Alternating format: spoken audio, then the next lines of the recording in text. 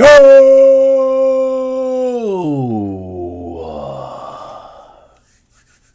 We on the phone today. Or tonight. Well, today, because technically it's AM. What's good, Josh Project, man? Today we're back again with another video. This is going to be, man, pretty plain and simple. As I have my trusty iPad on the other side. Pipe bomb time, but not from CM Punk. All my WWE wrestling fans, this video is for you. We just saw Friday Night SmackDown a couple hours ago. Obviously, we went off the air. And boy, oh boy, I didn't get the transcript for John Cena's promo, but I've seen the promo now like 3-4 times now. And I think I've seen it enough times to at least give a good enough of the highlights of this promo. You got to go back and watch it for yourself. But basically, John Cena and CM Punk reliving their feud from 2011, and the feud continued as John Cena's last year, his retirement tour and all that, and we got John Cena basically reenacting or doing his own version of the pipe bomb by playing off of the things CM Punk, funny enough, said to him in 2011 when he did his infamous pipe bomb, basically the work shoot promo, telling the truth about the company and their faults and mistakes and their inner workings and their issues and all that. Anyway, basically just telling the truth, laying it down straight. So basically, the main event of SmackDown, only other thing we saw was LA Knight confronting Paul Heyman to continue that story, and it just really led to him facing Bronson, even though it was pretty much teasing a LA Knight Seth Rollins match. So I don't know if we'll get it, but only other thing we saw on the show was that Jacob Fatu and Solo now have an official U.S. title match at Night of Champions. And is there anything else that came out of tonight? Oh, and Randy Orton beat Sami Zayn. So Sami will not be winning maybe Royal Rumble. I can see it, but he won't be getting his world title by going to Night of Champions because he got beat by Randy Orton. As the King of the Ring finals continues to Night of Champions, which will most likely end up being Randy Orton and Cody Rhodes. But anyway, other than those things, let's get to the meat of the matter. John Cena versus Ron Killings, or they're still calling him R-Truth, I guess, because that's just more marketable. So they're still calling him R-Truth, but they're not shying away from mentioning the name Ron Killings or anything like that. But they had a match. It ended with Cena hitting him with the belt in the head by DQ. So technically, Truth won. And then CM Punk comes out there.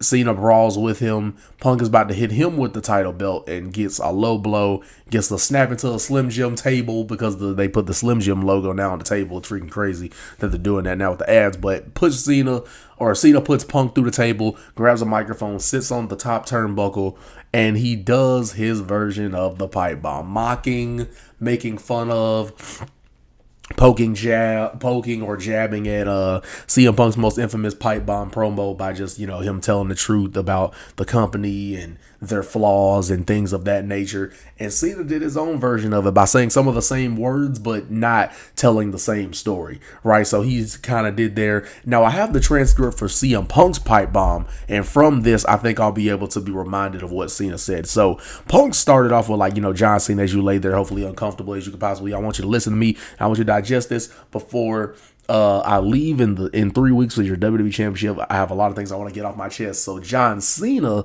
said the same thing. I hope you're lying there uncomfortable, but still able to listen to me, just like Punk said, and said, I have a lot of things to get off my chest. So he said, so that's why I say kind of reminding us of that, saying some of the same words that CM Punk said. And the crowd caught up on what he was referencing pretty quick because, that's CM Punk's most infamous moment. So then he hit John Cena when, Punk said, I don't hate you, John. I don't even dislike you. John Cena did it and said, I don't even hate you, Punk. I don't dislike you. And then he said that I like you a hell of a lot more than I like most people in the back. That's what Punk said to Cena at his pipe bomb. But in Cena's pipe bomb, he said that, I think he said, I get along with, it was something like, I get along with you more than you've gotten along with anybody in any locker room. So yeah, that was what he was saying. And he was saying that he hates this idea that he thinks that he's the best in the world because John Cena knows that he is the greatest of all time. So like I said, a lot of this was like dipping in and dipping out, or basically him doing his own version and spinning certain words in the pipe bomb. So, a play on words there, referencing, calling back to his pipe bomb and stuff like that. So he said that yeah, he's the greatest of all time. And there's one thing you're better at than me, and I think he said, and that's being the biggest bullshitter in the entire world, because you have convinced these people into thinking that you are the best in the world, when in reality, not only is Cena the greatest of all time, but he was like saying, I'm going all over the place here, but he was saying that you were the best in the world for 7 minutes 14 years ago, which is probably how long the pipe bomb was. So that was like your moment of being the best in the world. And he also told Punk, don't forget who like basically made you famous, or he said who gave you the platform to be able to do that pipe bomb. Because if he wasn't going to talk about Cena, like who else would he really would have talked about? And then he also hit the saying him when Punk said that that was him playing off of when Punk told him that he was a better ass kisser than Punk was, and how he wasn't, or he was as good of an ass kisser of Vince's as Hogan was, and Dwayne the Rock Johnson, and then Cena hit him with the like a rendition of that. His version of it was him saying that also, that he said, you say that you're not defending the establishment, when in reality is like you're not defending, you say, or you're not just defending TKO, you're Mr. TKO, you know what I'm saying? Because you having to go to Saudi when you've been hating on Saudi in the past and hating on people for going there, but now you're going to Saudi. So really, let's be honest, you say you're not defending the establishment, but nah, you're the guy done, you're Mr. TKO now, you know what I'm saying? And also saying that you're no longer the voice of the voiceless. Like, you're trying to sell these people on these same lies, like, or you're trying to sell these people on these lies because you're not the voice of the voiceless anymore. Like, you're a millionaire now. You know what I'm saying? Like, basically trying to make it seem like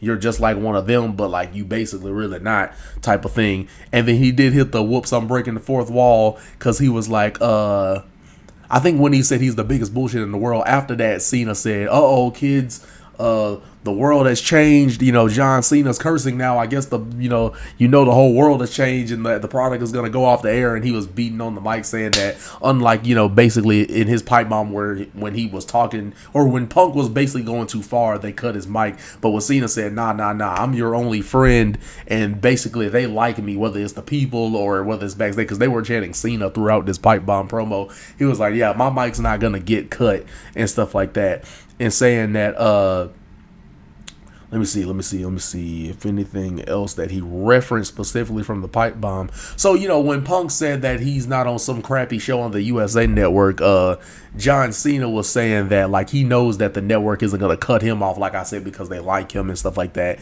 And then when Punk did the high Colt Cabana and did the I might defend the title in New Japan Pro Wrestling or Ring of Honor, John Cena did his version of that when he said that you're not gonna, or he said CM Punk, I think he said like he basically will sacrifice anybody to get to the top, and will basically succeed over guys who has worked harder than him. And that's when he hit him with the hi Claudio Castagnoli, who Cesaro, and then hi Nick Nemeth, who's Dolph Ziggler, and then hi, they all got different names, and then he went hi Matt Cardona, which is Zack Ryder, for those who didn't know the names. So he was like referencing those people, and it was like, wow, like that was his version of referencing like a Colt Cabana or a New Japan, like basically mentioning people that were in that, funny enough, the era I grew up on, the people that were in that Cena era, like Dolph Ziggler, Zack Ryder, Cesaro, or now Claudio Castagnoli, Nick Nemeth, Matt Cardona, mentioning the people that was in that era. And of course Matt Cardona, of course X was like Cena, and he added Cena. But anyway, that was his version of breaking the fourth wall there. So which is like what, like I said, what Punk did. So there was referencing that. And then I think the only thing he said left, because I think that was all the references from the pipe bomb. But then the thing I remember he said was, he said you're a liar, and you'll go down as like an obnoxious, like loudmouth who basically, I guess you could say, pretends like he's like one of them type of thing, but in reality, like he's not, because he's in a much better position. He's a top guy and stuff like that, and saying that basically that and well, actually, when you think about it, it's kind of crazy because they're in that position once again of Cena and Cena, R-Truth, and Punk, because John Cena and R-Truth had a tables match and Cena ended up going through the table, which gave Truth the win, and then that led to Punk cutting his pipe bomb because he kind of costed him the match there. And then with this, Truth still won. He beat Cena, but except it wasn't a tables match. But Punk ended up being the one this time, going through the table, uncomfortable as possible, and stuff like that. And John Cena this time is the one cutting the promo, and basically he said, I think he said that like. I know how it ended. I was trying to think of something else he said beforehand.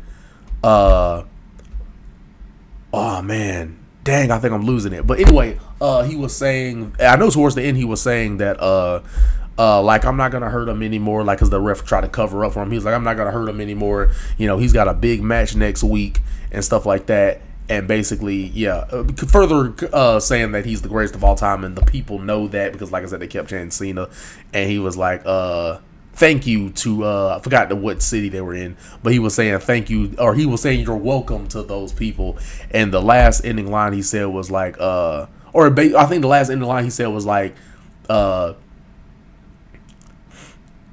I'll save the USA like basically I think because they had like 2.5 minutes left on, so he was like, USA, it's okay, you can have your 2.5 minutes left on the program because John is out to melt the freaking, you know what I'm saying. But then as he was leaving the ring, he came back in the ring, got back on the mic and said, thanks for letting me what did he say? He said like, thanks for letting me rip off your pipe bomb promo to prove even more of your lies or to expose you more and stuff like that. So he definitely hit CM Punk with the fine speech, as his infamous line that he says before he starts really verbally eviscerating you with that truth and realism.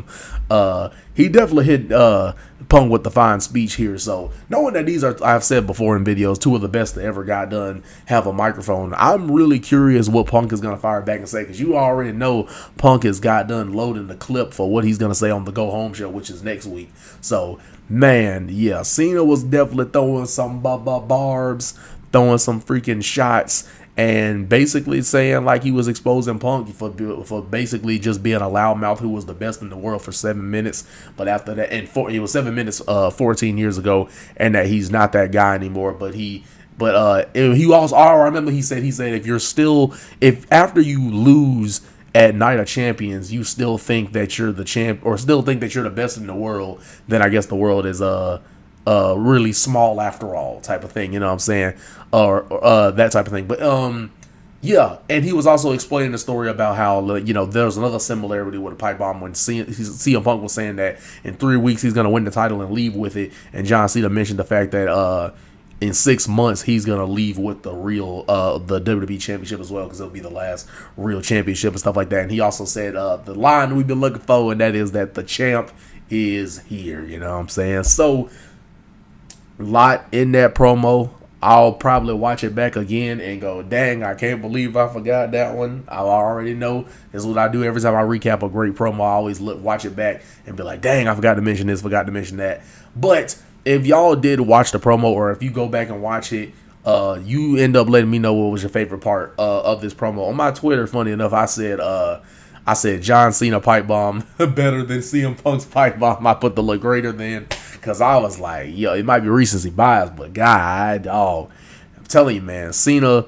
So they did a great story here, man. If you've noticed, whether it was Punk and McIntyre who had feud of the year, Punk and Seth who started off this year fantastic with their feud, Punk, fair, whether you like him or not, man, the dude is the common denominator to a lot of people's like best feud, or what feud brings the best out of them, you know what I'm saying, verbally and storytelling wise, and captivating television, and creates captivating television, because Punk's mentality of being the best in the world, I mean, that ends up bringing up the best out of other people, you know what I'm saying, that brought the best out of Drew, it's brought the best out of Seth, because it's made him more serious and really lock in on those promos, and now it's brought the best out of Cena, man. Like, this is the best promo I think this is promo of the year easily, but I think this is the best Cena promo we've seen all year, other than the first heel promo he cut when he first turned heel.